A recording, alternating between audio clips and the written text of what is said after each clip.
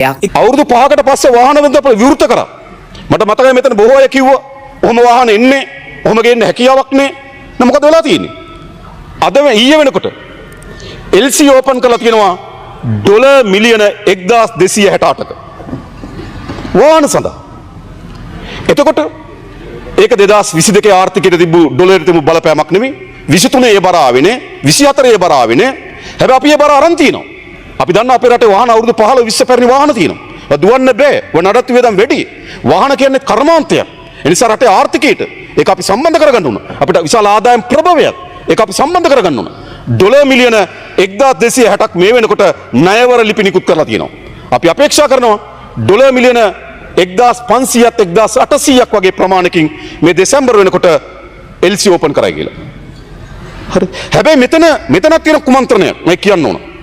මේක අර يعني මතයක් හදනවා දැන් මේක වහන්න හදන්නේ නෑ වහන්න නෑ මතක තියාගන්න වහන්න හදලා කියලා ගන්න ටිකක් පස්සට ඉන්න කට්ටියත් වෙළඳපොළට කැඳවන කුමන්ත්‍රණයක් තියෙනවා මේ තර්ජනේ දෙන්න මෙතෙන්ට ඩොලර් වලට බලපෑම ඇති කරන්න ඒ නිසා තමයි මම දැක්ක ගොඩක් අය කියනවා දැන් වාහන නිවුස් හදනවා ප්‍රවෘත්ති හදනවා මාධ්‍ය සාකච්ඡා වලින් කියනවා වාහන ආනයන සීමා කරන්න නතර කරන්න හදන්න කියලා එතකොට මොකද කරන්නේ ලබන අවුරුද්ද ගන්න ඉන්න කෙනෙක් මේ අවුරුද්ද කියලා ගන්න උත්සාහ කරනවා. ඇයි ඒ?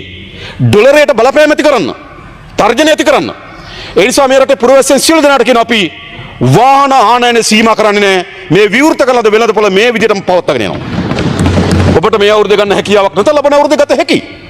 හැබැයි මතයක් හදනවා තමුන්නාන්සේලා. වාහන වෙළඳපොළ වහන්න යන්නේ කියලා. ඒ කියන්නේ මේ වෙලාවේ ගිහලා විවෘත කරන්න. මේ වෙලාවේ ගිහලා ගන්න.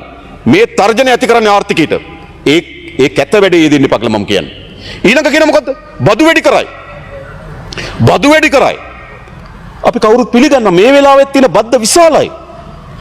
තවත් කොහොමද වාහනයකට බදු වැඩි කරන්නේ? ඒ නිසා කිසිදු බදු වැඩි කිරීමක් කරන්නේ නැහැ.